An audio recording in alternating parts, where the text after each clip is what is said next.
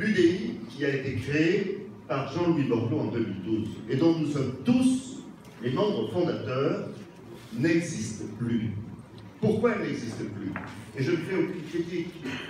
Simplement, Jean-Louis voulait à l'époque créer un grand parti du centre et pour cela il envisageait la dissolution du Parti radical et le Parti radical ne s'est pas dissous. Et il voulait transformer le Parti radical, et je parle sous le contrôle des radicaux, en fondation. Ceci ne s'est jamais fait. Et à partir de là, vous ne pouvez pas avoir une UDI qui vienne se superposer à d'autres partis, parce que ça ne peut pas marcher. Il ne peut pas y avoir des expressions politiques différentes entre les partis et le parti ombrelle. Donc je crois qu'il faut revenir aux fondamentaux de l'UDF. C'était quoi l'UDF?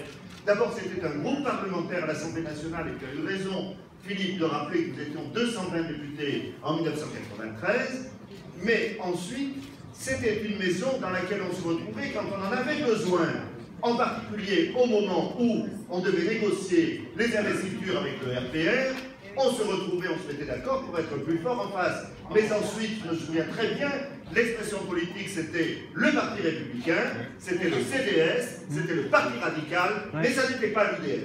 Et ça, je pense que si on va dans cette direction-là, alors on sauvera l'UDI. Sinon, l'UDI disparaîtra.